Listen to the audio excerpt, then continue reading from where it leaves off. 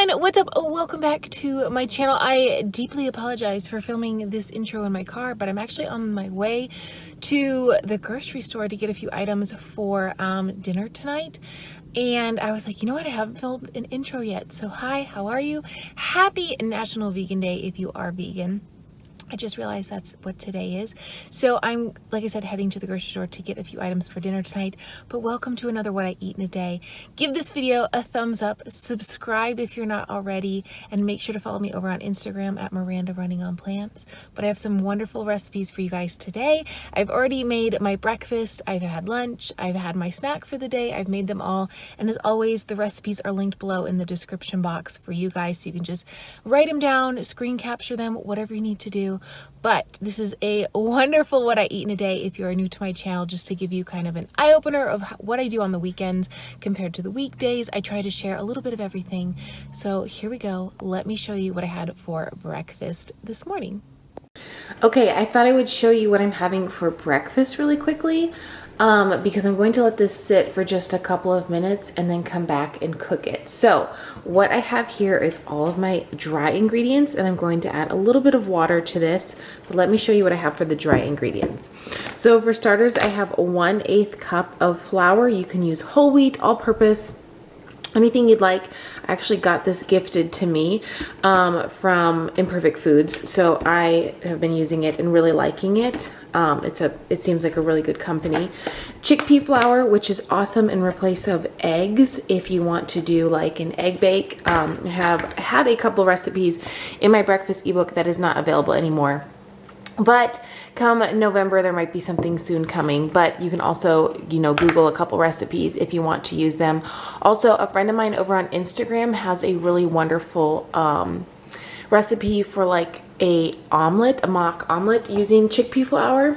I'll put her Instagram panel on the screen right here so you guys can go follow her. I put a sprinkle of iodized sea salt. Now you can do any seasonings you'd like with this mixture because you're making like a tortilla, but the tortilla is kind of egg-like because of the chickpea flour. A sprinkle of garlic powder. I don't really measure either of those out. I just kind of put a sprinkle in. And I like a little bit of spice in everything. So a little bit of chili flakes, as you can see. And I have very little of my favorite nutritional yeast left. I cannot find this at Smith's. Currently, there are like 15 Smiths in this town, so I just have to go to a different Smith's than I go to. But I also put a tablespoon of nutritional yeast in here to make it really flavorful. Now I'll add about 1/4 cup of water, mix this up and let this sit for about 15 minutes, and then it'll be ready to cook in a hot skillet like a tortilla, and I'll show you that too. I wanted to show you the consistency really quickly. It's runny. I still have to mix this into the side. I'll get a spatula for that, but I ended up doing a 1/3 cup of water, but as you can see, it has to be runny, almost like a crepe, in order to make these tortillas. But I thought showing you the consistency would be really helpful. And like I said, if I haven't already, the recipes are always in the description box, so that way you guys can snag them and make this yourself.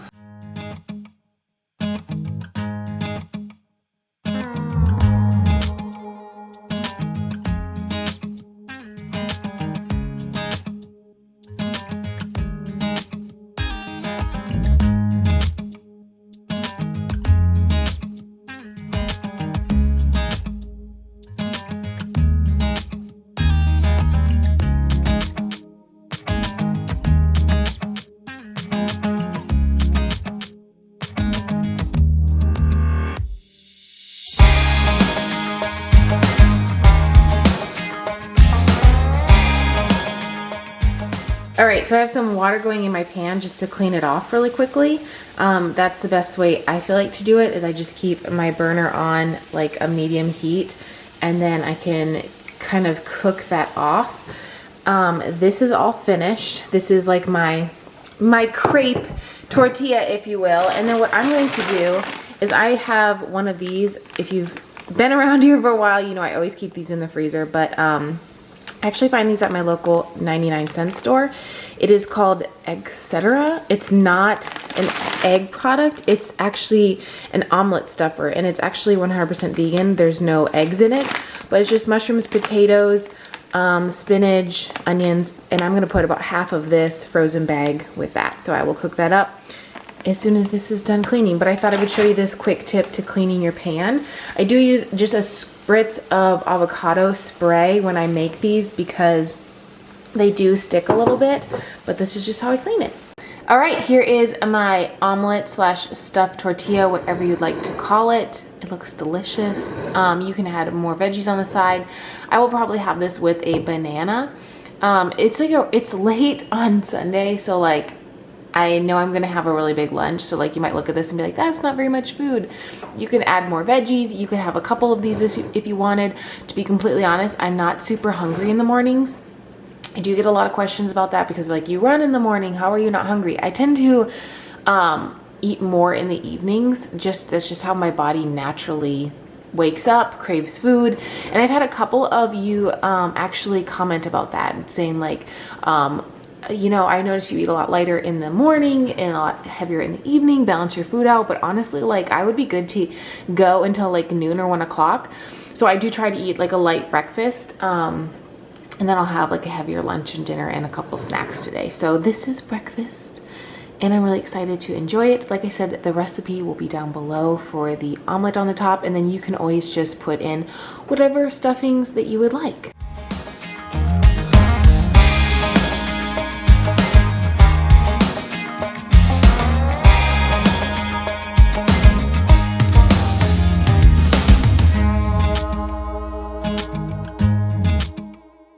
Okay, so while my breakfast is finishing up, I'll show you here real quick. I kind of like let that steam in about a half a cup of water, and it like opens up the mushrooms really nice. I did put some garlic and just sea salt on that, but I have some water back here that I'm going to turn on to about a high heat. And I'm gonna put my apples in here with a splash of lemon juice and a whole bunch of cinnamon, because I like my cinnamon.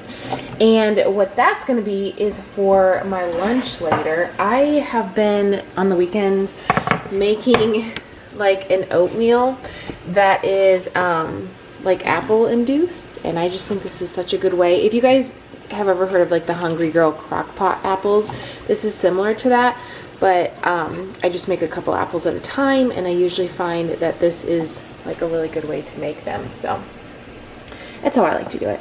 Splash of lemon, boop. Basically, I don't want to wait all day for the crock pot to cook, so, and then a whole bunch of cinnamon. You can open with one hand, and I mean like a whole bunch. You can add any other seasonings you like to this. I personally am happy with just this. I let it come to a boil, and then I put it on a low heat, and I put a lid on it, and I let it cook for about 15 minutes until the apples are really soft. You can drain the water off if you want to. You can mash them like an applesauce. Completely up to you, but it's delicious. Okay, this is really hot, so I'm gonna go really fast. This is about a cup and a half of oats that were dry that I cooked, and I just cook them with a little bit of water so they're really dense and fluffy. And then I took almost all of the apples that I have cooked. If you see there, I just have a couple left. So about 2 apples in there. And I'm gonna sprinkle a little bit more cinnamon on top. And this is going to be my lunch. So it's super dense. I know I don't usually have veggies with my oatmeal. It's just not one of my favorite things. To me, oatmeal is like a dessert. But I will let this cool for about 20 minutes or so. I'll just leave it on the counter and let it cool because I do like my oats cold. Another thing that's really, really good if you do make this style of oats by cooking off your apples first is, see the water right here? If you take some of this water and put it over the oats, it is really, really good. But I won't waste any of this because the water tastes kind of like a cinnamon apple juice cider. I will save this in a jar and drink it later. That might seem kind of weird, but you can also cook your oats in with the apples, but I feel like the apples get a lot more flavor when you don't cook the oats with them. So I will like pour some of this over, and whatever's left I will let cool and then drink later. But this is my lunch, and I'll come back in a little bit and show you what I'm having for dinner this evening. Okay, so as this is cooling, I did add the rest of the apples. I just wanted to make it like pretty for a picture, but and then a bunch more of the juice, but I will like stir it around and let it cool.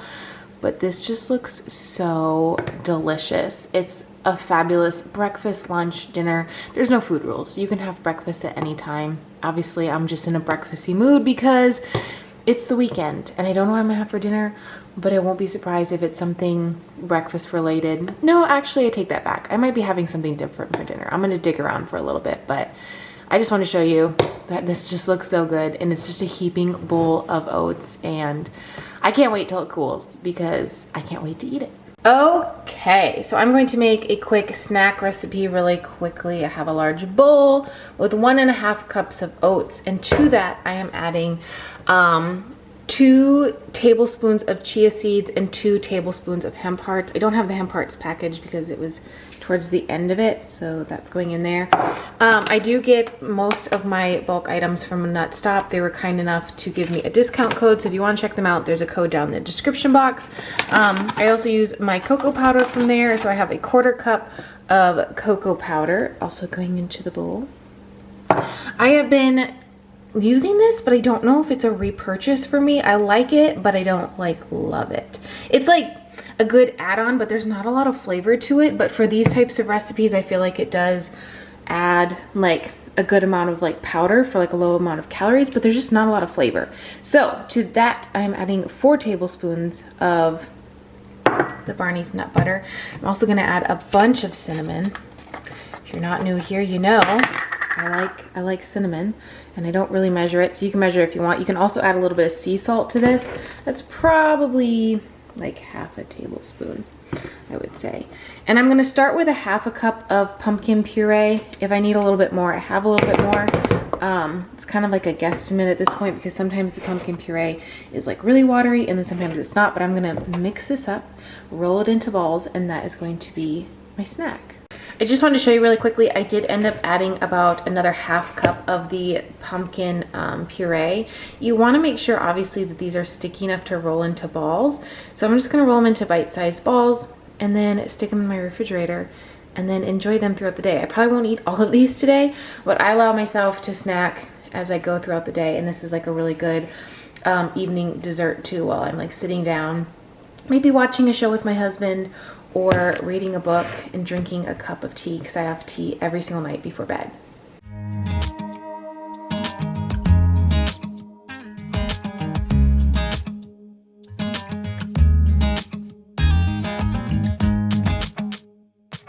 All right, here they are. I made a whole bunch. I didn't even count them, but it made a lot of bites.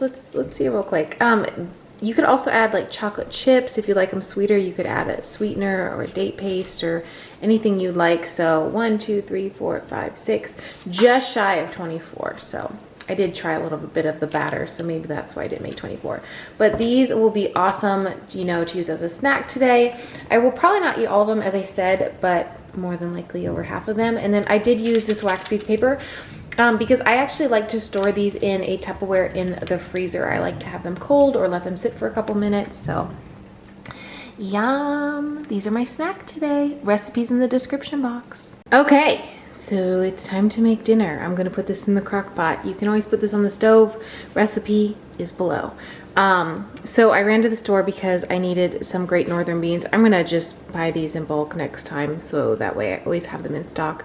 But I just grabbed a quick can because I didn't feel like making the beans right now. And then I got this Better Than a Bouillon seasoned vegetable base, which it was on sale for $1.98, which I thought was great. I do save my veggie scraps to make my own veggie broth, but again, if I don't have enough or I don't feel like making it ahead of time, so I grabbed this because it was inexpensive, and look, certified vegan. They have a whole bunch of different vegan options if you're interested.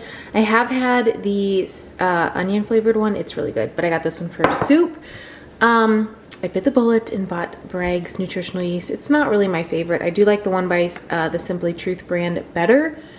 It's probably weird to be picky about nutritional yeast, but as you could see this morning, I obviously was about out, so I grabbed one of those. I grabbed 4 carrots in the bulk carrot section, and I had broccoli florets already in my freezer because I tend to keep quite a few of these bags, but we're gonna make broccoli cheese soup, if I didn't already say so. So the creaminess comes from this. I'm just gonna rinse, drain these, and pulse them in my blender with about a 1/4 cup of nutritional yeast and 2 servings of this, so 16 ounces, and that's going to be my cream base. And then I'm gonna peel and chop these carrots. Same with, actually, you know what? I'm just gonna throw these in the crock pot frozen. So just peel and chop these, throw that in frozen, and that's gonna be my soup.